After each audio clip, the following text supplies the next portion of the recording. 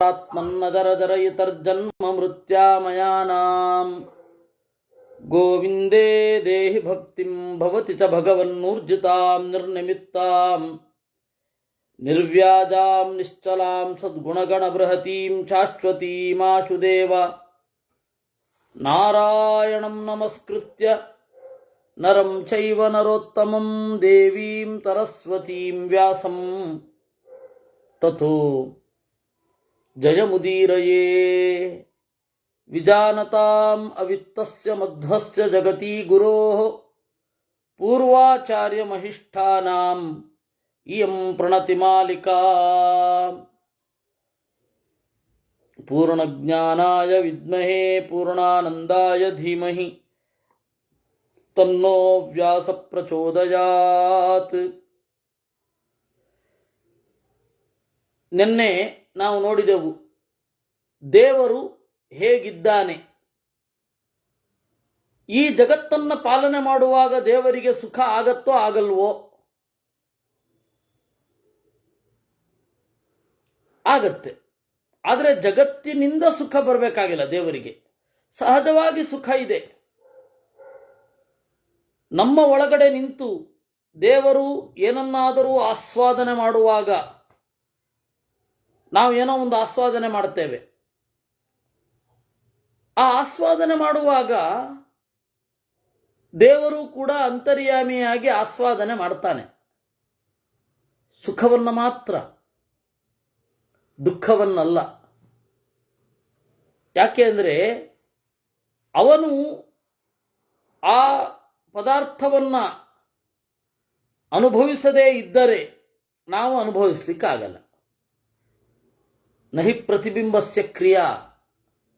ಸ್ವತಂತ್ರವಾಗಿ ನಾವು ರಸವನ್ನು ಆಸ್ವಾದನೆ ಮಾಡಲಿಕ್ಕಾಗೋದೇ ಇಲ್ಲ. ಹೀಗಾಗಿ ದೇವರು ಆಸ್ವಾದನೆ ಮಾಡ್ತಾನೆ ನಮಗಾಗಿ, ಅವನಿಗೆ ಇಲ್ಲ ಅಂತ ಅಲ್ಲ. ಇಷ್ಟು ಅಂಶವನ್ನು ನಾವು ತಿಳ್ಕೊಂಡ್ವಿ. ಏವಂ ಭೂತಸ್ತ್ವಮಿತ್ಯತ್ರ ಸ್ವಾಧಿತೋ ಬುಧ್ಯತೆ ಕಥಂ ಪರಂ ಬುಧಸ್ಯ ಬೋಧನಂ ತತ್ರ ಕ್ರಿಯತೆ ಸದ್ಭಿರಿಚ್ಯುತ. ದೇವರು ಹೀಗಿದ್ದಾನೆ, ದೇವರು ಹೀಗಿದ್ದಾನೆ.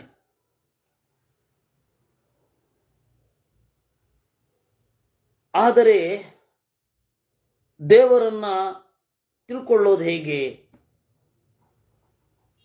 ಸದ್ಭಿಹಿ, ಸಜ್ಜನರಿಂದ ತಿಳ್ಕೊಳ್ಬೇಕು.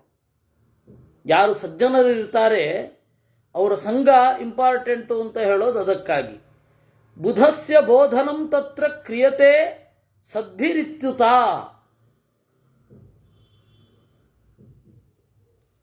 ಈ ದಾರಿಗೆ ಬರುವವನು ಬುಧ, ಪ್ರಜ್ಞಾವಂತ.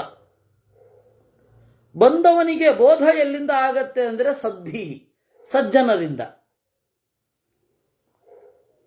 ನ ಬುಧಸ್ಯೇತಿ ವೈ ಕಶ್ಚಿತ್ ನ ತಥಾವಚ್ಛೃಣುಷ್ವ ಮೇ.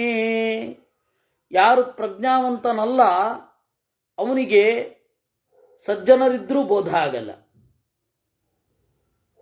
ಅದರಿಂದ ಸಜ್ಜನರಿಂದ ತಿಳ್ಕೊಳ್ಳತಕ್ಕದ್ದು. ಇಷ್ಟು ಇರುವ ತತ್ವ. ದೇವರು ಹೀಗಿದ್ದಾನೆ, ಜೀವ ಹೀಗಿದ್ದಾನೆ, ಜೀವರ ಅಂತರ್ಯಾಮಿಯಾಗಿ ದೇವರಿದ್ದಾನೆ. ಆ ಜೀವರಿಗೆ ಹೊರಗಡೆ ಪಂಚಭೂತಗಳ ವಿಕಾರವಾದ ದೇಹ, ಆ ದೇಹದ ಒಳಗಡೆ ಆತ್ಮ, ಅವನ ಹೊರಗಡೆ ಮನಸ್ಸು, ಅವನ ಒಳಗಡೆ ಆ ಜೀವಾತ್ಮನ ಒಳಗಡೆ ಅಂತರಾತ್ಮನಾಗಿ ಪರಮಾತ್ಮ ಇದ್ದಾನೆ. ಅವನನ್ನು ತಿಳ್ಕೊಳ್ಬೇಕು, ಸಜ್ಜನರು ಬೇಕು. ಇಷ್ಟು ಇದರ ಚೌಕಟ್ಟು.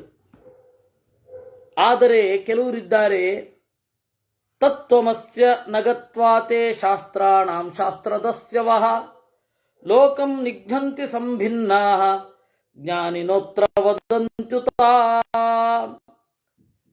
ಈಗ ಪ್ರಚಲಿತ ಪಾಠ ಶೋಕಮಸ್ಯ ನಗತ್ವಾತೆ ಅಂತ ಇರೋದು. ಆದರೆ ಮಧ್ವಾಚಾರ್ಯರ ಪಾಠ ಶಾಸ್ತ್ರತತ್ವಮವಿಜ್ಞಾಯ ಶಾಸ್ತ್ರಾಣಾಂ ಶಾಸ್ತ್ರದಸ್ಯವಹ ಅಂತ ಇದೆ. ಇರಲಿ, ಈ ಪಾಠಕ್ಕೂ ಒಂದು ವ್ಯಾಖ್ಯಾನ ಮಾಡೋಣ. ಅಸ್ಯ, ಈ ಪರಮಾತ್ಮನ ಈ ಜೀವಾತ್ಮನ ಶೋಕವನ್ನು ತಿಳಿಯದೆ ಶಾಸ್ತ್ರದಸ್ಯವಹ, ಶಾಸ್ತ್ರವನ್ನು ಮರೆಮಾಚುವ ಕಳ್ಳರು ಸಜ್ಜನರೊಡನೆ ಬೆರೆತುಕೊಂಡು ಸಂಭಿನ್ನಾಹ ಲೋಕಂ ನಿಘ್ನಂತಿ. ಇದು ಒಂದರ್ಥ. ತತ್ವಮಸ್ಯ ನಗತ್ವಾತೆ ಶಾಸ್ತ್ರಾಣ, ಶಾಸ್ತ್ರದ ತತ್ವ ಏನು? ದೇವರು ಮಿಗಿಲು, ಜೀವ ದೇವರ ಅನುಗ್ರಹದಿಂದ ಬಿಡುಗಡೆ ಆಗಬೇಕು. ಜೀವ ದೇವರ ಅನುಗ್ರಹದಿಂದ ಬೇರೆ ಅಲ್ಲ. ಅದರಿಂದಾಗಿ ಇದು ತತ್ವ. ಈ ತತ್ವವನ್ನು ತಿಳಿಯದೇನೆ, ಶಾಸ್ತ್ರದ ತತ್ವ ಇದು, ತಿಳಿಯದೇನೆ ಅಥವಾ ಬೇರೆಯವರಿಗೆ ತಿಳಿಸದೇನೆ ಶಾಸ್ತ್ರದಸ್ಯವಹ, ಶಾಸ್ತ್ರವನ್ನು ಮರೆಮಾಚುವವರು ಲೋಕಂ ನಿಘ್ನಂತಿ, ಲೋಕವನ್ನ ಹಾಳು ಮಾಡ್ತಾರೆ. ಅವರು ಜ್ಞಾನಿಗಳ ಜೊತೆಗೆ ಸೇರ್ಕೊಂಡ್ಬಿಟ್ಟಿರ್ತಾರೆ. ಅವರನ್ನು ಜ್ಞಾನಿಗಳು ಅಂತ ಅನ್ಕೋಬೇಕು ಜನ, ಹಂಗೆ ಮಾಡ್ತಾರೆ. ಇವತ್ತಂತೂ ನಮ್ಮ ಜನ ವೇಷದಿಂದ ಗುರುತಿಸೋದು. ಒಬ್ಬ ಪೊಲೀಸ್ ಅವನು ಅಂತ ಗುರುತಿಸ್ಲಿಕ್ಕೆ ಏನಿರಬೇಕು? ಕಾಕಿ ಇರಬೇಕು. ಆ ತರಹ ನಾವು ಒಬ್ಬ ಲಾಯರ್ನ ಗುರುತಿಸ್ಲಿಕ್ಕೆ ಅವನು ಕರಿ ಬಟ್ಟೆ ಹಾಕೊಂಡಿರ್ಬೇಕು. ಆ ತರಹ ಒಂದೊಂದು ದುಸ್ತು ಅಂತ ಇಟ್ಕೊಂಡ್ಬಿಟ್ಟಿದ್ದೀವಿ. ಅದು ಇನ್ನರ್ ಕ್ವಾಲಿಟಿ. ಅದು ಕೆಲವೊಂದಕ್ಕೆ ಬೇಕು. ನಾನು ವೇಷ ಅನ್ನೋದು ಸರ್ವಥಾ ಬೇಡ ಅಂತ ಹೇಳ್ತಾ ಇಲ್ಲ, ಆದರೆ ಅದು ಮಾತ್ರ ಅಲ್ಲ ಅನ್ನೋದು ನಾವು ತಿಳ್ಕೊಳ್ಬೇಕು. ವೇಷ ಹಾಕೊಂಡು ಕೂಡಲೇ ಕ್ವಾಲಿಟಿ ಬಂದ್ಬಿಡಕ್ಕೆ. ಒಬ್ಬ ಕಳ್ಳನು ಪೊಲೀಸ್ ಡ್ರೆಸ್ ಹಾಕೋಬೋದಲ್ಲ, ನಟನೂ ಹಾಕೋಬೋದಲ್ಲ. ಕ್ವಾಲಿಟಿ ಡ್ರೆಸ್ಸಿನಿಂದ ಬರೋದಲ್ಲ, ಆದರೆ ಕ್ವಾಲಿಟಿ ಇದೆ ಅಂತ ಸಂಕೇತ ಡ್ರೆಸ್ಸಿಗೆ. ಆದರೆ ನಾವು ನೋಡಬೇಕಾದದ್ದು ಕ್ವಾಲಿಟಿ ಇದ್ದು ಡ್ರೆಸ್ ಹಾಕಿದಾನ ಇಲ್ವಾ ಅಂತ. ಡ್ರೆಸ್ ಮಾತ್ರ ಇದೆ, ಕ್ವಾಲಿಟಿ ಇಲ್ಲ ಅಂತನೋ ಹೇಗೆ ಅನ್ನೋದು ನೋಡಬೇಕು. ಅದರಿಂದಾಗಿ ಅವರೇನು ಮಾಡ್ತಾರೆ? ಜ್ಞಾನಿಗಳ ತರಹ ಪೋಷಾಕ ಹಾಕೊಳ್ತಾರೆ. ಭಾರಿ ಪಟ್ಟೆ ಉಟ್ಟು ದೊಡ್ಡ ದೊಡ್ಡ ತುಳಸಿ ಮಣಿ ಹಾಕಿಕೊಂಡ್ರೆ ಮುಗೀತು. ನಾವು ಅವರು ಜ್ಞಾನಿಗಳು ಅಂತ ಅನ್ಕೊಂಡ್ಬಿಡ್ತೀವಿ. ಈಗಂತೂ ತ್ರಿಶೂಲ ಹಿಡ್ಕೊಂಡ್ಬರೋದು ಟಿವಿಯಲ್ಲಿ ಆಯ್ತೆ, ಭಾರಿ ಜರತಾರಿ ಪಟ್ಟೆ ಹಾಕೊಂಡ್ಬಂದ್ಬಿಡೋದು, ಅವ್ರನ್ನೆಲ್ಲ ಜ್ಞಾನಿಗಳು ಅಂತ ಅನ್ಕೋತಾ ಇದ್ದಾರೆ ಜನ. ಭಾರತೀಯ ಸಂಸ್ಕೃತಿಯ ವಿಚಾರದ ಪರ್ಫೆಕ್ಟ್ ಪ್ರತಿಪಾದಕರು ಅಂತ ಅನ್ಕೊಂಡ್ಬಿಡ್ತಾ ಇದ್ದಾರೆ. ಅಂಥವ್ರನ್ನ ಇಲ್ಲಿ ಹೇಳಿದ ಅವ್ರಿಗೆ ಏನು ಗೊತ್ತಿರಲ್ಲ. ವಾಯುರನಿಲ ಅಮೃತ ಮತೇದಂ ಭಸ್ಮಾಂತಂ ಶರೀರಂ ಅಂದ್ರೆ ಅವ್ರು ಏನೇನು ಹೇಳ್ತಾರೆ ಗೊತ್ತಾ? ಅಯ್ಯಯ್ಯೋ ರಾಮ, ಏನನ್ನು ಎದ್ದೋ ತದ್ದೋ ಬಾಯಿಗೆ ಬಂದಾಗ ಹೇಳ್ತಾ ಇರ್ತಾರೆ. ಅಂತವರು ಶಾಸ್ತ್ರದಸ್ಯುಗಳು. ಈ ತತ್ವವನ್ನು ಸರಿಯಾಗಿ ತಿಳಿಯದೇನೆ ಲೋಕವನ್ನು ಹಾಳು ಮಾಡ್ತಾರೆ. ಇವ್ರು ಹೇಳಿದ ಸತ್ಯ ಅಂತ ಜನ ನಂಬ್ತಾರೆ ಪಾಪ. ಜ್ಞಾನಿನೋತ್ರ ವದಂತ್ಯುತ. ಜ್ಞಾನಿಗಳು ಅವರು ದೇವರ ಬಗ್ಗೆ ಹೇಳ್ತಾರೆ. ಏನನ್ನ ಹೇಳ್ತಾರೆ? ಏವಂ ತಸ್ಯ ವಿಭೋಃ ಕೃತ್ಯಂ ಧಾತುರಸ್ಯ ಮಹಾತ್ಮನಃ ಅರಿವೇ ಮೈತಳೆದ ಪರಮಾತ್ಮನ ಕೃತ್ಯಂ ಸೃಷ್ಟಿ ಅನ್ನುವ ಕ್ರಿಯೆಯನ್ನ ವದಂತಿ ಹೇಳ್ತಾರೆ. ತೇ ಮಹಾತ್ಮಾನಃ ಸರ್ವದ್ವಂದ್ವ ವಿವರ್ಜಿತಾ ಕ್ಷಮಂತಿ. ಎಲ್ಲ ದ್ವಂದ್ವಗಳಿಂದ ಬಿಡುಗಡೆಗೊಂಡು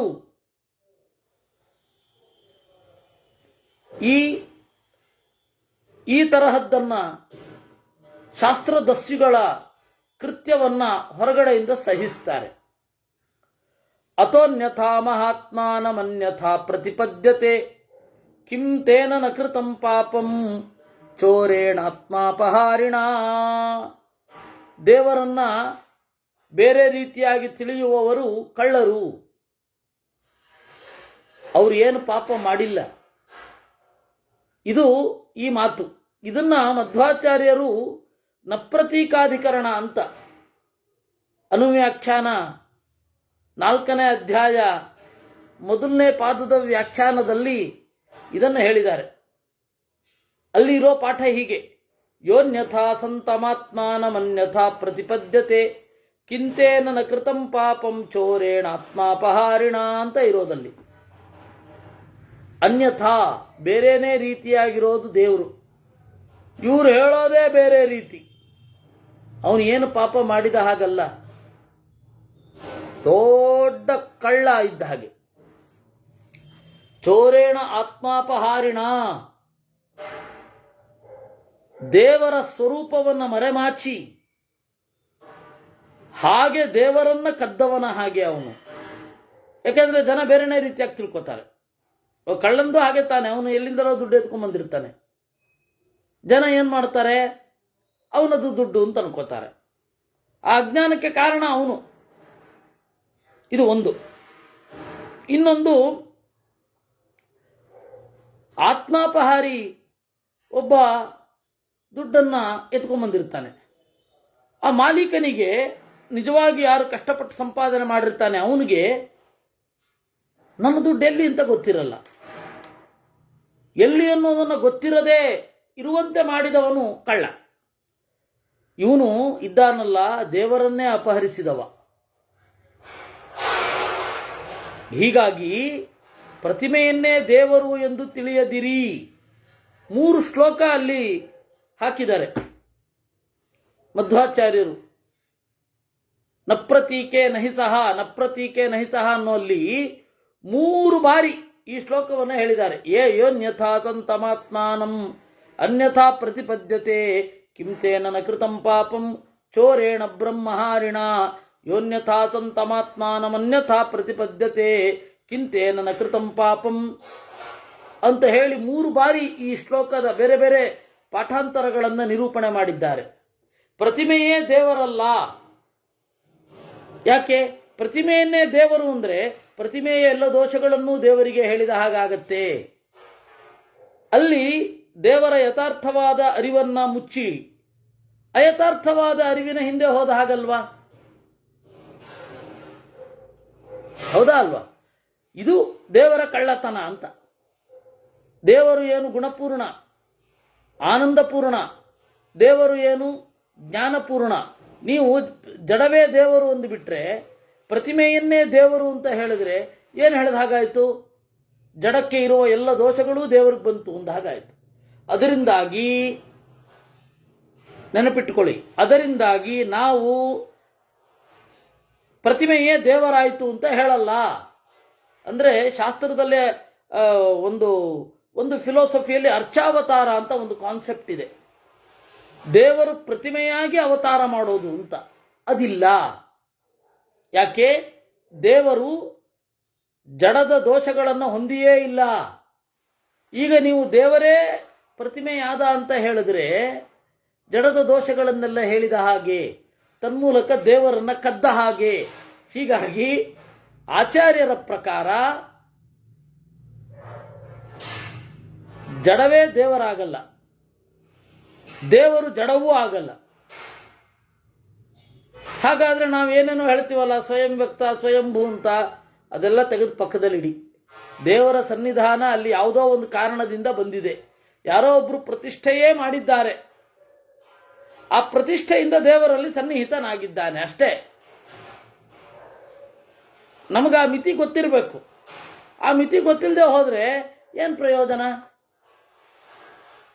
ಅಲ್ಲಿ ಆಚಾರ್ಯರು ಈ ಶ್ಲೋಕವನ್ನು ಉಲ್ಲೇಖ ಮಾಡ್ತಾರೆ. ಇಲ್ಲಿ ಒಂದು ಸ್ವಲ್ಪ ಪಾಠ ವ್ಯತ್ಯಾಸ ಇದೆ. ದೇವರು ಅನುಗ್ರಾಹಕ, ಜೀವ ಅನುಗ್ರಾಹ್ಯ. ಅಂದ್ರೆ ಅನುಗ್ರಹಕ್ಕೆ ಪಾತ್ರ, ಅನುಗ್ರಹವನ್ನು ತೆಗೆದುಕೊಳ್ಳೋನು. ದೇವರು ಅನುಗ್ರಹವನ್ನು ಮಾಡುವವ. ಅವರಿಬ್ಬರಲ್ಲಿ ಅಭೇದವನ್ನು ಹೇಳಿದರೆ ದೇವರನ್ನ ಕೀಳುಗೆಳೆದ ಹಾಗೆ ಅಲ್ವಾ? ಆಚಾರ್ಯರದ್ದೇ ಜೋಕು. ಚಂಡಾಲನನ್ನ ರಾಜ ಅಂದ್ರು, ರಾಜನನ್ನ ಚಂಡಾಲ ಅಂದ್ರು, ರಾಜನಿಗೆ ಬೈಗುಳ ಅಂತ. ಯಾರೋ ಒಬ್ಬ ಜಮೀನ್ದಾರನನ್ನು ಕತ್ತೆ ಅನ್ಬಿಟ್ನಂತೆ. ಅವನು ಹೋಗಿ ಕೊತ್ವಾಲನಿಗೆ ದೂರು ಕೊಟ್ಟ. ಆಗಿನ ಕಾಲದ ಬಹಳ ಹಳೆ ಕಥೆ ಇದು. ಆಗ ಅವನು ಕೇಳ್ದ, ಸ್ವಾಮಿ, ಜಮೀನ್ದಾರನನ್ನ ಕತ್ತೆ ಅಂತನ್ಬಾರ್ದು, ಕತ್ತೇನ ಜಮೀನ್ದಾರರು ಅನ್ಬಹುದೇ ಅಂತ. ಏನ್ ಮಾಡಿದ್ರು ಅವನಿಗೆ ಬೈಗುಳ. ಹಾಗೆ ನೀವು ದೇವರಿಗೇನೆ ಬೈಗುಳ.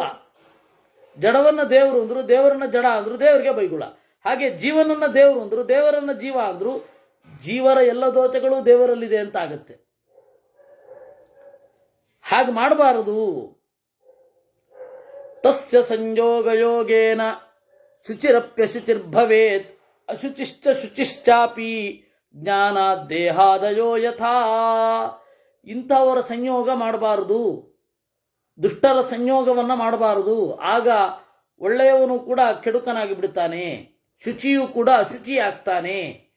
ನೋಡಿ, ಎಂಥವರ ಸ್ನೇಹ ಮಾಡಬೇಕು, ಎಂಥವರ ಸ್ನೇಹ ಮಾಡಬಾರದು ಅನ್ನೋದ ಮೇಲೆ ಮಾತ್ರ ಶಾಸ್ತ್ರ ಉತ್ಕಟವಾಗಿ ನಿಷೇಧವನ್ನ ಹೇಳುತ್ತೆ. ಎಂಥವರ ಸ್ನೇಹ ಮಾಡಬಾರದು ನೋಡಿ. ಪಂಚಪಾತಕಗಳು ಅಂತ ಇದೆ, ಪಂಚಮಹಾಪಾತಕ. ಈಗ ನಾವು ಪಂಚಮಹಾಪಾತಕಗಳನ್ನು ಸಂಧ್ಯಾವಂದನೆಯಲ್ಲಿ ದಿವಸ ನೆನಪಿಸ್ಕೋತೇವೆ. ಬ್ರಹ್ಮಹತ್ಯ ಶಿರಸ್ಕಂಚ. ಬ್ರಹ್ಮಹತ್ಯೆ ಅನ್ನೋದು ಪಾಪ ಪುರುಷನ ತಲೆ ಇದ್ದ ಹಾಗೆ. ಸ್ವರ್ಣಸ್ಥೇಯ ಭುಜದ್ವಯಂ.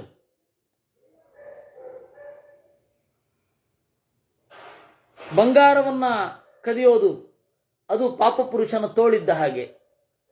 ಸುರಾಪಾನ ಹೃದಯುಕ್ತಂ.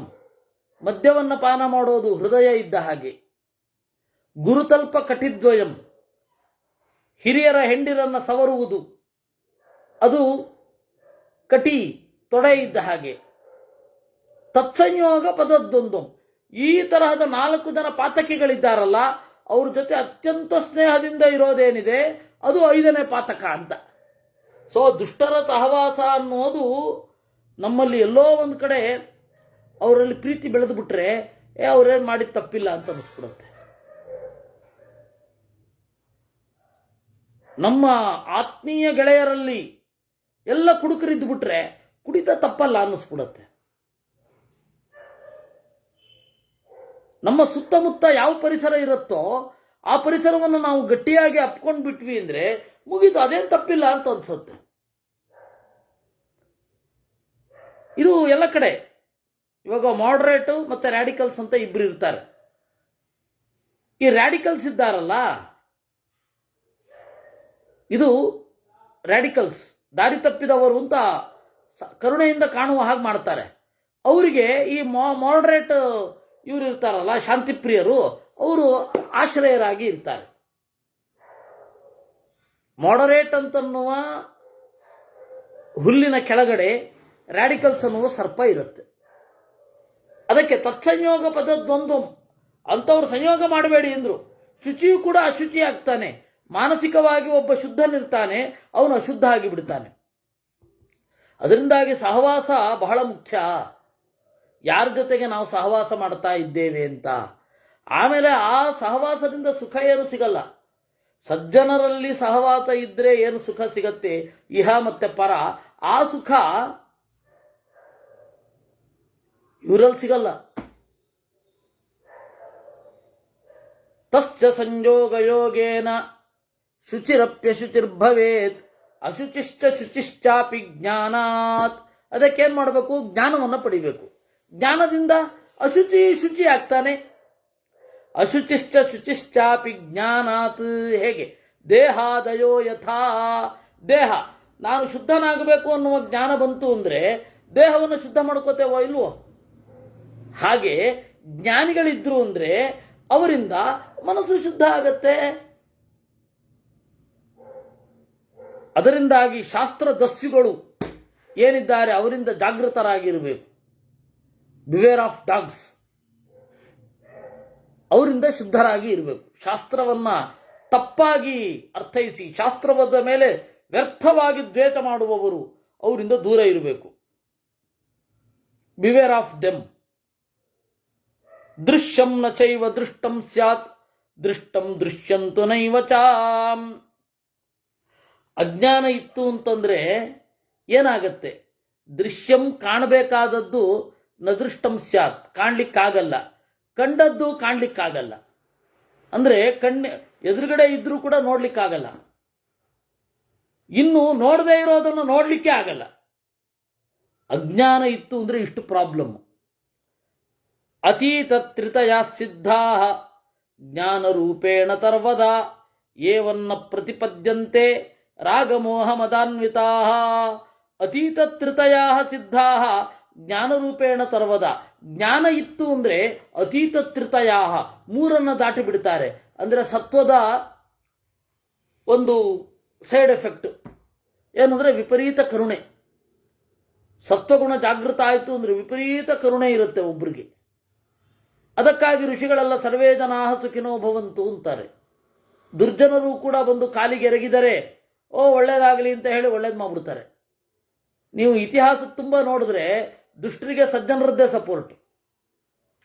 ಕ್ಷೇಮೇಂದ್ರ ಮಾತ್ರ ಅದನ್ನ ತೀವ್ರ ವ್ಯಂಗ್ಯವಾಗಿ ಮಾತನಾಡಿದವ. ಪ್ರಾಯ ಚೇಷ್ಟಾಕೃತ ದುಷ್ಟಾ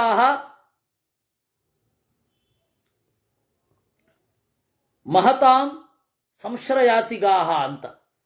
ಸಜ್ಜನರ ದೊಡ್ಡವರ ಆಸರೆಯಿಂದ ಮಿತಿಮೀರಿ ಬೆಳೆದಿರ್ತಾರೆ ದುಷ್ಟರು ಅಂತ.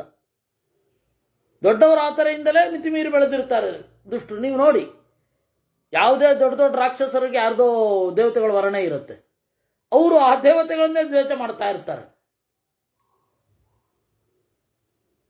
ಅದರಿಂದಾಗಿ ಸತ್ವಗುಣದ ದೌರ್ಬಲ್ಯಗಳನ್ನು ದಾಟಬೇಕು. ಜ್ಞಾನ ಪೂರ್ಣ ಸಿದ್ಧ ಆಯಿತು ಅಂದ್ರೆ ಅತೀತ ತ್ರಿತಯಾ ಮೂರೂ ಗುಣಗಳ ಒಂದು ಸಂಗತಿಯನ್ನು ದಾಟ್ತಾರೆ, ಮೂರೂ ಗುಣದ ಬೇಲಿಯನ್ನು ದಾಟ್ತಾರೆ. ಏವಂ ನ ಪ್ರತಿಪದ್ಯತೆ ರಾಗ ಮೋಹ ಮದಾನ್ವಿತಾ. ಯಾರಿಗೆ ರಾಗ ಮೋಹ ಇರುತ್ತೆ ಅವರು ದೇವರನ್ನು ಹೀಗೆ ತಿಳಿಯೋದೇ ಇಲ್ಲ, ಸಜ್ಜನರ ಸಂಘವನ್ನು ಗೌರವಿಸೋದೇ ಇಲ್ಲ. ವೇದ ಬಾಹ್ಯ ದುರಾತ್ಮಾನಃ ಸಂಸಾರೇ ದುಃಖಭಾಗಿನಃ ಆಗಮಾನುಗತ ಜ್ಞಾನಾಃ ಬುದ್ಧಿಯುಕ್ತಾ ಭವಂತಿ ತೇ. ವೇದ ಬಾಹ್ಯರಾದ ದುರಾತ್ಮರು ಸಂಸಾರದಲ್ಲಿ ದುಃಖವನ್ನು ಅನುಭವಿಸುತ್ತಾರೆ. ಆಗಮಾನುಗತ ಜ್ಞಾನಾಃ ವೇದವನ್ನ ಕಟ್ಟುನಿಟ್ಟಾಗಿ ಆಶ್ರಯಿಸಿದವರು ಬುದ್ಧಿಯುಕ್ತಾ ಭವಂತಿ ಅಪರೋಕ್ಷ ಜ್ಞಾನದ ಕಡೆಗೇ ಸಾಗುತ್ತಾರೆ. ಬುದ್ಧ್ಯಾ ಭವತಿ ಬುದ್ಧ್ಯಾತ್ವಂ ಯದ್ಬುದ್ಧಂ ಚಾತ್ಮರೂಪವತ್ ತಮಸ್ಯಂಧೇನ ಸಂದೇಹಾತ್ ಪರಂ ಯಾಂತಿ ನ ತಂ ಚಯಃ. ಬುದ್ಧ್ಯಾ ಭವತಿ, ಬುದ್ಧಿ ಅಂದರೆ ವೇದದ ಜ್ಞಾನದಿಂದ ನೀನು ಆತ್ಮವುಳ್ಳವನಾಗುತ್ತೀಯ, ಆತ್ಮಸ್ವರೂಪದ ಬಗ್ಗೆ ತಿಳ್ಕೊಳ್ತಿ. ಯಾರಿಗೆ ಇದು ಇರೋದಿಲ್ಲ ಅವರು ಯಾಂತಿ ನಪರಂ, ಸಜ್ಜನರ ಸಹವಾಸ ಇರದಿದ್ದರೆ ಆಚೆ ಹೋಗಲಿಕ್ಕೆ ಸಾಧ್ಯ ಇಲ್ಲ. ಅಂದ್ರೆ ಮೂರು ಗುಣಗಳ ದೌರ್ಬಲ್ಯದಿಂದ ಆಚೆ ಹೋಗಿ ದೇವರನ್ನು ಕಾಣಲಿಕ್ಕೆ ಸಾಧ್ಯ ಇಲ್ಲ, ಶಾಸ್ತ್ರವನ್ನ ಸ್ಫುಟವಾಗಿ ತಿಳಿಲಿಕ್ಕೆ ಸಾಧ್ಯ ಇಲ್ಲ. ನಿತ್ಯ ನೈಮಿತ್ತಿಕಾನ್ ಕೃತ್ವ ಪಾಪಹಾನಿಮವಾಪ್ಯ ಚ ಶುದ್ಧ ಸತ್ವ ಮಹಾತ್ಮಾನಃ ಜ್ಞಾನ ನಿರ್ಧೂತ ಕಲ್ಮಚಾಂ. ನಿತ್ಯ ನೈಮಿತ್ತಿಕಾನ್ ಕೃತ್ವ, ನಿತ್ಯ ಕ್ರಿಯೆ ನೈಮಿತ್ತಿಕ ಕ್ರಿಯೆ ಅಂತ ಎರಡಿರುತ್ತೆ. ನಿತ್ಯ ಕ್ರಿಯೆ ಅಂತಂದ್ರೆ ಸಂಧ್ಯಾ ವಂದನಾದಿಗಳು, ನೈಮಿತ್ತಿಕ ಕ್ರಿಯೆ ಅಂತಂದ್ರೆ ಯಾವುದೋ ಒಂದು ನಿಮಿತ್ತ ಬಂದಾಗ ಮಾತ್ರ ಮಾಡುವಂಥದ್ದು. ಪ್ರತಿ ದಿವಸ ಗ್ರಹಣ ಸ್ನಾನ ಮಾಡಲ್ವಲ್ಲ, ಅದು ನೈಮಿತ್ತಿಕ. ನಿತ್ಯ ನೈಮಿತ್ತಿಕ ಕ್ರಿಯೆಗಳನ್ನು ಮಾಡಿ ಪಾಪವನ್ನು ಕಳೆದುಕೊಂಡು ಮನಸ್ಸನ್ನು ಶುದ್ಧಗೊಳಿಸಿಕೊಂಡು ಜ್ಞಾನವನ್ನು ಪಡಿತಾರೆ. ಅಸಕ್ತಾ ಪರಿವರ್ತಂತೆ ಸಂಸರಂತ್ಯಥವಾ ಯುವತ್. ಇಲ್ಲಿ ಯಾವುದಕ್ಕೂ ಮಾನಸಿಕವಾಗಿ ಅಂಟಿಕೊಳ್ಳದೆ ಗಾಳಿಯಂತೆ ತಿರುಗುತ್ತಾರೆ. ನಯುಜ್ಯಂತೆ ಅಥವಾ ಕ್ಲೇಶೈ ಅಹಂ ಭಾವೋದ್ಭವೈ ಸಹ. ಆಗ ಕ್ಲೇಶ ಉತ್ಕಟವಾಗಿ ತಗೊಳ್ಳೋಲ್ಲ, ಹೊರಗಡೆ ಕರ್ತವ್ಯ ಅಂತ ಮಾಡ್ತಾರೆ,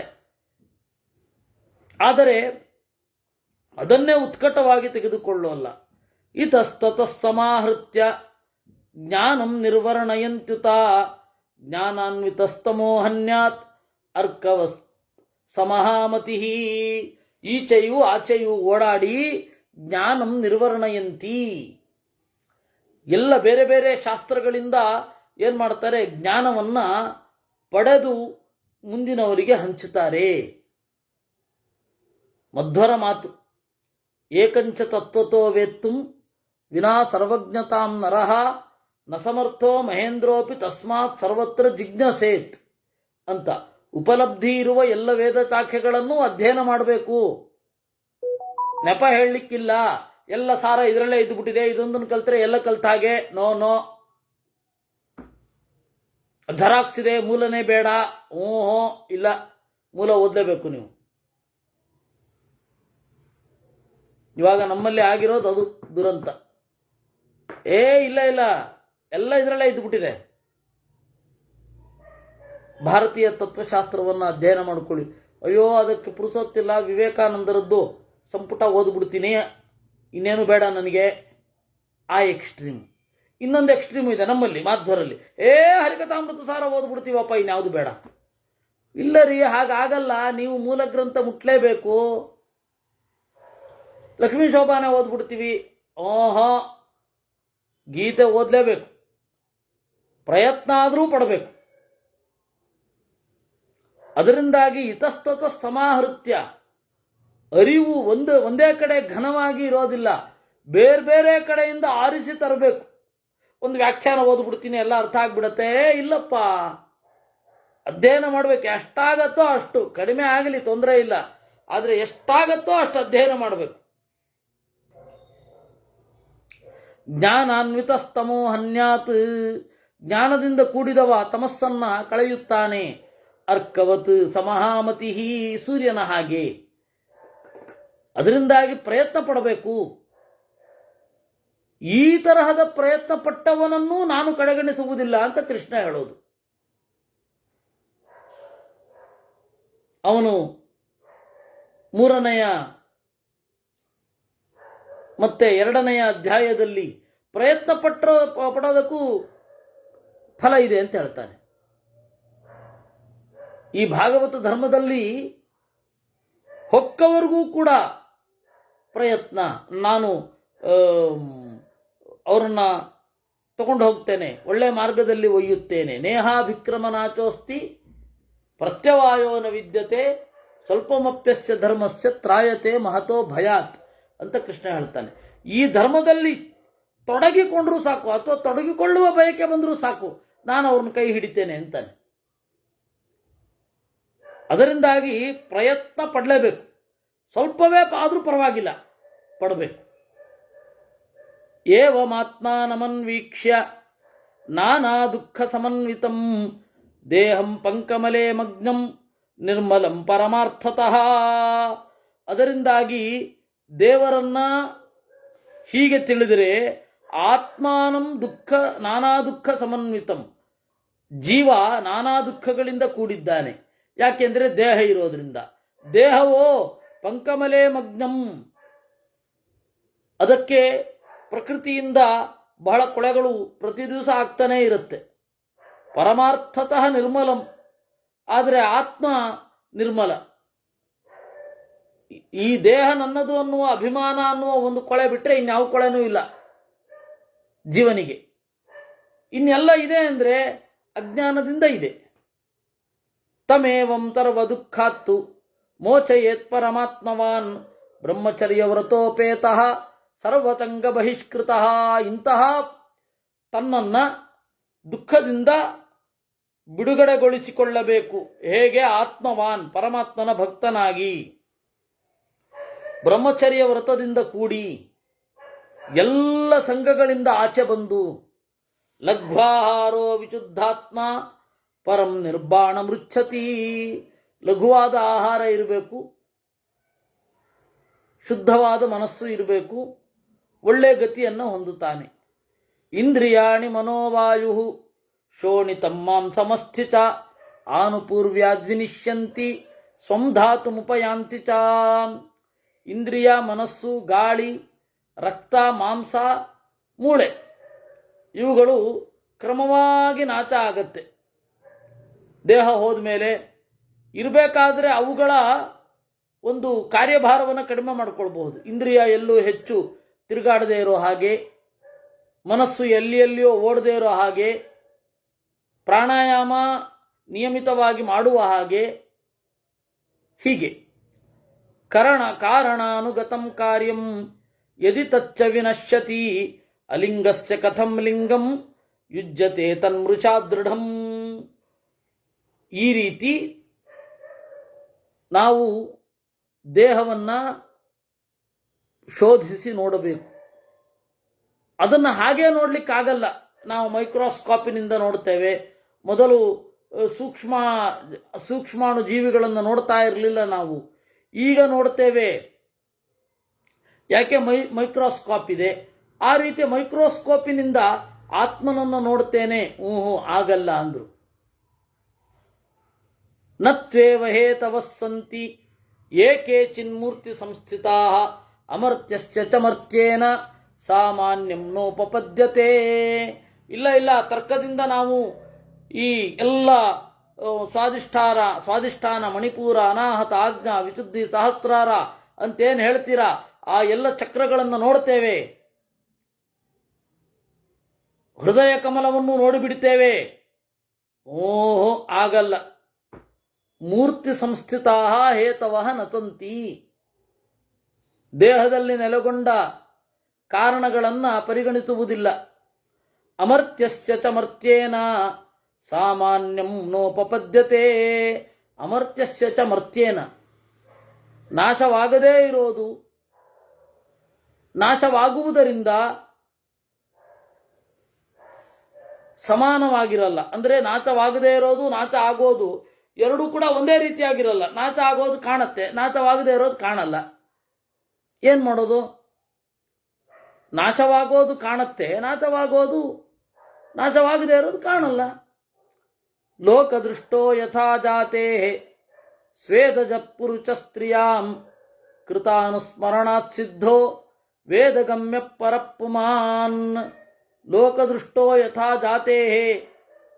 ನೋಡಿ, ಒಬ್ಬ ಗರ್ಭದಿಂದ ಹುಟ್ಟಿದವ ಕಾಣುತ್ತಾನೆ, ಸ್ವೇದಜ.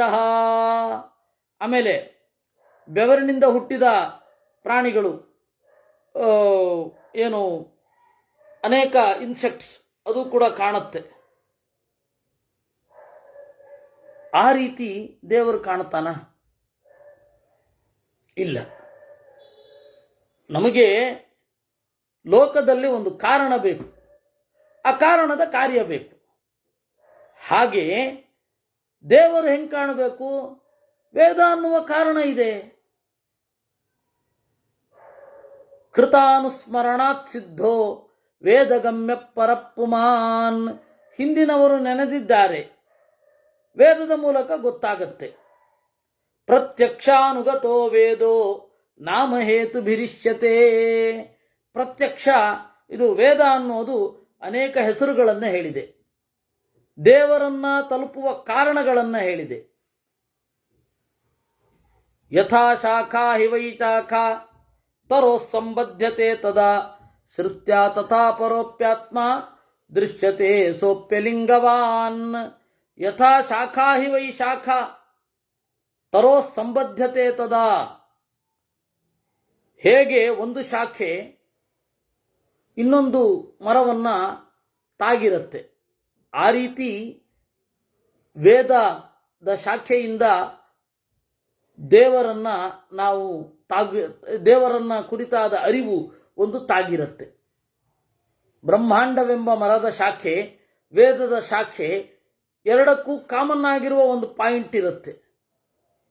ಅಲ್ಲಿಂದ ಇಲ್ಲಿಗೆ ಹೋಗ್ಬೋದು, ಇಲ್ಲಿಂದ ಅಲ್ಲಿಗೆ ಬರಬಹುದು. ಮರ ಹೇಗಿರುತ್ತೆ? ಎರಡು ಮರ ಇರುತ್ತೆ, ಆ ಮರದ ಶಾಖೆಗಳು ತಾಗಿರುತ್ತೆ. ಆ ಶಾಖೆಗಳ ಮೂಲಕ ಈ ಮರದಿಂದ ಆ ಮರಕ್ಕೆ ಹೋಗ್ಬೋದು, ಆ ಮರದಿಂದ ಈ ಮರಕ್ಕೆ ಬರ್ಬೋದು.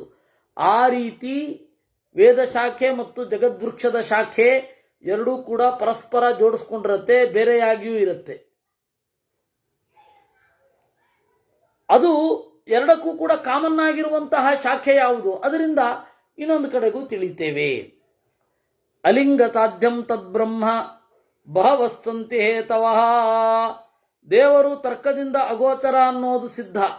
ಆದರೆ ದೇವರು ಬೇಕಂತ ತನ್ನ ದಾರಿಯ ಗುರುತನ್ನ ನಮಗೆ ಕೊಟ್ಟಿರ್ತಾನೆ, ನನ್ನನ್ನು ಹಿಂಬಾಲಿಸಿ ಬರಲಿ ಅಂತ ಅಲ್ವಾ. ತಾಯಿ ವೇಗವಾಗಿ ಓಡಿ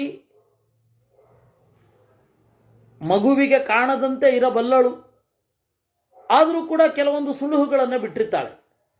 ಹೇಗೆ ಹಾಗೆ ಲೋಕಯಾತ್ರಾ ವಿಧಾನಂಚ ದಾನ ಧರ್ಮ ಫಲಾಗಮ ತದರ್ಥಂ ವೇದ ಶಬ್ದಾಶ್ಚ ವ್ಯವಹಾರಾಶ್ಚ ಲೌಕಿಕಾ. ಲೋಕದ ನಡೆ ಹೇಗಾಗಬೇಕು, ದಾನದ ಫಲ ಏನು, ಧರ್ಮದ ಫಲ ಏನು ಇತ್ಯಾದಿಗಳನ್ನು ತಿಳಿಸಲಿಕ್ಕೆ ವೇದ ಶಬ್ದ ಇದೆ, ಲೌಕಿಕ ವ್ಯವಹಾರವೂ ಇದೆ. ಹಾಗೆ ಅದೇ ದೇವರನ್ನು ಕೂಡ ಹೇಳುತ್ತವೆ. ಇತಿ ಸಮ್ಯಂಗ್ ಮನಸ್ಸೇತೆ ಬಹವಸ್ತಂತಿ ಹೇತವಃ ಏತದಸ್ತಿ ಇದಮಸ್ತೀತಿ ನ ಕಿಂಚಿತ್ ಪ್ರತಿದೃಶ್ಯತೆ. ಇದನ್ನು ಯೋಚನೆ ಮಾಡಿದಾಗ ಅನೇಕ ಕಾರಣಗಳಿದೆ ಅಂತ ಗೊತ್ತಾಗುತ್ತೆ. ಯೋಚನೆ ಮಾಡದೇ ಹೋದಾಗ ವೇದಗಳಿಂದ ದೇವರನ್ನು ತಲುಪಲಿಕ್ಕಾಗಲ್ಲ. ಅದಕ್ಕಾಗಿ ವೇದವನ್ನು ಮಥನ ಮಾಡಬೇಕು.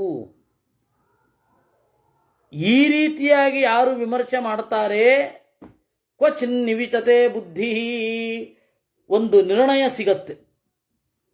ಏವಮರ್ಥೈರನರ್ಥೈಶ್ಚ ದುಃಖಿತಾಸ್ತರ್ವಜಂತವಃ ಆಗಮೈರಪಕೃಷ್ಯಂತಿ ಹಸ್ತಿನೋ ಹಸ್ತಿಪೈರ್ಯಥಾ. ಇದನ್ನ ಹಿಂದಿನ ಅಧ್ಯಾಯದಲ್ಲೂ ಹೇಳಿದ್ರು. ಈ ಲೋಕಯಾತ್ರಾ ವಿಧಾನಂ ಇತಿ ಸಮ್ಯಂಗ್ ಮನಸಿ ತೇಷಾಂ ವಿಮೃತತಾಮೇವಂ ಏವಮರ್ಥೈ ಅನರ್ಥೈಶ್ಚ. ಈ 4 ಶ್ಲೋಕಗಳನ್ನು ಹಿಂದಿನ ಅಧ್ಯಾಯದಲ್ಲೂ ಹೇಳಿದರು, ಅದನ್ನು ಇಲ್ಲಿಗೆ ಜೋಡಿಸ್ತಾ ಇದ್ದಾರೆ. ಹೀಗೆ ವಿಮರ್ಶೆ ಮಾಡುವವರಿಗೆ ದೇವರು ಕಾಣುತ್ತಾನೆ. ಹೀಗೆ ಲೋಕದಲ್ಲಿ ದುಃಖವೂ ಇದೆ, ಸುಖವೂ ಇದೆ. ಇಡೀ ಜನ ದುಃಖಿತರಾಗಿದ್ದಾರೆ. ಅಂಥವರನ್ನು ವೇದ ಹೊರಗಡೆ ಎಳೆಯುತ್ತೆ. ಹೇಗೆ? ಹಸ್ತಿನೋ ಹಸ್ತಿಪೈರ್ಯಥ. ಆನೆಗಳನ್ನು ಮಾವುತರು ಯಾವುದ್ಯಾವುದೋ ಉಪಾಯಗಳಿಂದ ಮೇಲ್ಗಡೆ ದಬ್ಬುತ್ತಾರಲ್ಲ, ಹಾಗೆ.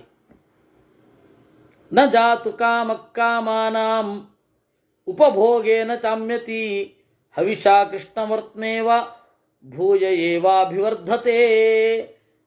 ಯಯಾತಿಯ ಮಾತಿನಲ್ಲಿಯೂ ಬಂದಿರುವಂಥದ್ದು. ಕಾಮವನ್ನು ಭೋಗಿಸಿ ಕಾಮ ತಣಿಯುವುದಿಲ್ಲ, ಬದಲಾಗಿ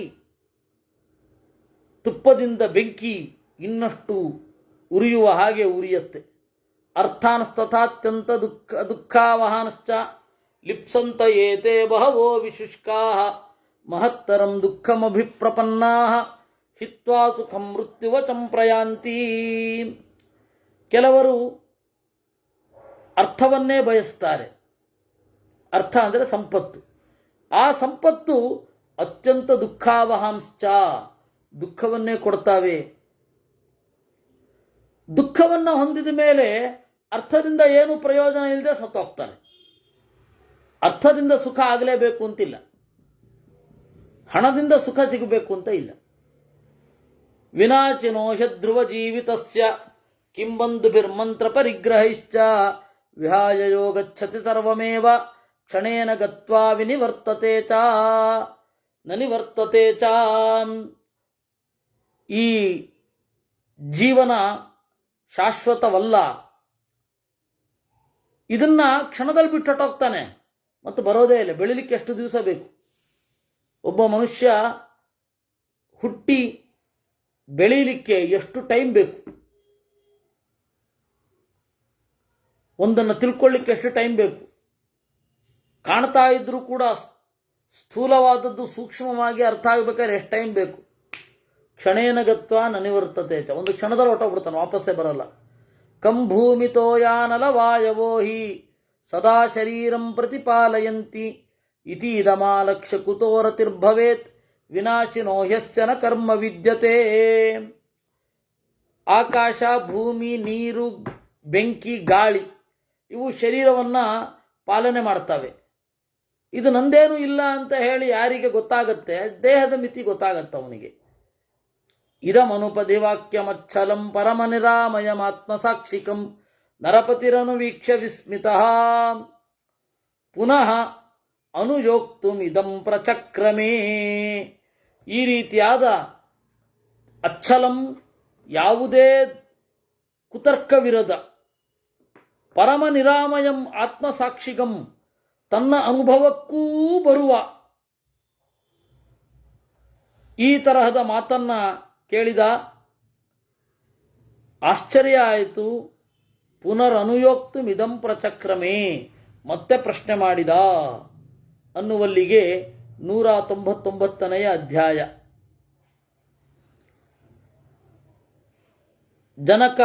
ಜನದೇವ ಮತ್ತೆ ಕೇಳ್ತಾನೆ, ಅಸಂಸರ್ಗೋ ಹಿ ಭೂತೇಚು ಸರ್ವಮುಚ್ಛೇದನಿಷ್ಠಂ ಸ್ಯಾತ್ ಪಶ್ಚೈತದ್ವಿಜೋತ್ತಮ ಅಪ್ರಮತ್ತ ಪ್ರಮತ್ತೋ ವಾ ಕಿಂ ವಿಶೇಷಂ ಕರಿಷ್ಯತಿ. ಓ ಪಂಚಶಿಖನೆಂಬ ಬ್ರಾಹ್ಮಣನೇ, ಸರ್ವಮುಚ್ಛೇದನಿಷ್ಠಂ ಸ್ಯಾತ್, ಎಲ್ಲವೂ ನಾಶ ಆಗತ್ತೆ. ಎಲ್ಲವೂ ನಾಶ ಆಗೋದೇ ಆದರೆ ಮೈ ಮರಿಬಾರದು ಅನ್ನೋದೇನು? ಮರೆಯಬಾರದು ಅನ್ನೋದೇನು? ಮೈ ಮರೆಯಬಹುದು. ಮೈ ಮರೆತರೂ ನಾಶ ಆಗತ್ತೆ, ಮೈ ಮರೆಯದಿದ್ರೂ ನಾಶ ಆಗತ್ತೆ. ಈಗ ಶರೀರ ಎಷ್ಟೇ ಎಚ್ಚರವಾಗಿದ್ರೂ ನಾಶ ಆಗತ್ತೆ. ಎಷ್ಟೇ ಎಚ್ಚರ ಇದ್ರೂ, ನಾವು ಇಲ್ಲೇ ಸುತ್ತ ಸುಮಾರು ಅವನೊಬ್ಬ ಹುಚ್ಚ ಇದ್ದ. ಅವನನ್ನು ಇಡೀ ಜಗತ್ತಿನಾದ್ಯಂತ ಆರಾಧನೆ ಮಾಡ್ತಾರೆ. ಅವನ ಹೆಸರು ಒಂಥರ ಇದ್ದಪ್ಪ, ಮೈಕಲ್ ಜಾಕ್ಸನ್. ಆ ಮೈಕಲ್ ಜಾಕ್ಸನ್ನು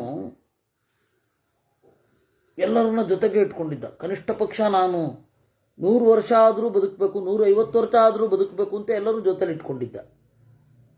ಇಷ್ಟು ಎಚ್ಚರ ವಹಿಸಿದ್ರು ಸಾಯ್ತಾರೆ. ಬೇಕು ಸತ್ತೋದ ಅವನು. 60 ಆಗಲಿಲ್ಲ ಕಾಣುತ್ತೆ ಅವನಿಗೆ. ಸರ್ವಮುಚ್ಛೇದನಿಷ್ಠಂ ಸ್ಯಾತ್ ಅಪ್ರಮತ್ತ ಪ್ರಮತ್ತೋವ. ಏನು ಕೆಲವರು ಏನು ಮಾಡ್ಕೊಂಡೇ ಇರಲ್ಲ, 100 ವರ್ಷ 150 ವರ್ಷ ಬದುಕ್ಬಿಡ್ತಾರೆ. ಆಮೇಲೆ ಅವ್ರ ಬೆನ್ನ ಹಿಂದೆ ಹೋಗ್ಬಿಟ್ಟು ಇವ್ರು ಕೇಳ್ತಾರೆ, ಏನು ದೀರ್ಘಾಯುಷ್ಯದ ರಹಸ್ಯ ಏನು ಅಂತ. ಅವ್ರೇನು ಹೇಳ್ತಾರೆ ಅದನ್ನು ಮಾಡ್ಲಿಕ್ಕೆ ಹೋದ್ರೆ ಇವ್ರು ಮಾರನೇ ದಿವಸ ಇರಲ್ಲ. ಈ ಗೆದ್ದವರ ಬೆನ್ನ ಹಿಂದೆ ಬೀಳೋದೇನಿದೆ ವಿಚಿತ್ರ ಅಲ್ಲ. ಮಧ್ವರ ಗೆಲುವಲ್ವಾ? ಹೌದು, ಮಧ್ವರು ಗೆದ್ದಿದ್ದಾರೆ. ನೀವು ಹಾಗೆ ಗೆಲ್ತೀರಾ ಅಂತಲ್ಲ ಹೇಳ್ತಾ ಇರೋದು, ನಿಮಗೆ ಒಳ್ಳೆ ದಾರಿ ಸಿಗತ್ತೆ ಅಂತಷ್ಟೇ. ಇವರು ಹಾಗಲ್ಲ, ಯು ಕ್ಯಾನ್ ವಿನ್ ಅಂತ ಶುರು ಮಾಡ್ತಾರೆ. ನಿಮಗೆ ಶಿವಖೇರ ಅಂತ ಹೇಳಿ ಒಬ್ಬ ಯು ಕ್ಯಾನ್ ವಿನ್ ಅಂತ ಹೇಳಿ ಪುಸ್ತಕ ಬಹಳ ಪ್ರಸಿದ್ಧವಾಯಿತದು. ಅವನು ಎಲ್ಲರಲ್ಲಿ ಭರವಸೆಯನ್ನು ತುಂಬಿ ತುಂಬಿ ತುಂಬಿ ಬಹಳ ಹಣವನ್ನು ಗಳಿಸಿ, ಭರವಸೆಯನ್ನು ತುಂಬಿ ಹಣವನ್ನು ಗಳಿಸಿ ಚುನಾವಣೆಗೆ ನಿಂತ. ಯು ಕ್ಯಾನ್ ವಿನ್ ಅಂತ ಇದ್ದ. ಅವನಿಗೆಲ್ಲೊಂದು ನಿಶ್ಚಯ ಅನ್ಕೊಂಡ್ರು, ಠೇವಣಿ ಕಳ್ಕೊಂಡ್ಬಿಟ್ಟ. ಹಾಗಾಗತ್ತೆ. ಅದರಿಂದಾಗಿ ಅಪ್ರಮತ್ತ ಪ್ರಮತ್ತೋವ, ಮೈ ಮರೆತಿರಲಿ ಮೈ ಮರೆಯದಿರಲಿ, ನಾಶ ಆಗೋದೇ. ಮತ್ತಿನ್ನೇನು? ಕಿಂವಿಚೇತಂ ಕರಿಷ್ಯತಿ, ಏನು ಭೇದ? ಅಸಂಸರ್ಗೋ ಹಿ ಭೂತೇಚು ಸಂಸರ್ಗೋ ವಾ ವಿನಾಚಿಚು ಕಸ್ಮೈ ಕ್ರಿಯೇತ ತತ್ವೇನ ನಿಶ್ಚಯಕ್ಕೋತ್ರ ತತ್ವತಃ. ನಾಶ ಆಗುವ ವಸ್ತುಗಳಲ್ಲಿ ನಮಗೆ ಸ್ನೇಹ ಬೆಳಿಬಾರದು, ನಾಶ ಆಗದ ವಸ್ತುಗಳಲ್ಲಿ ಸ್ನೇಹ ಬೆಳಿಬೇಕು. ಅದು ಮಾಡೋದಾದರೂ ಹೇಗೆ? ನಿಶ್ಚಯ ಯಾವುದು ಅದನ್ನು ಹೇಳಿ ನನಗೆ.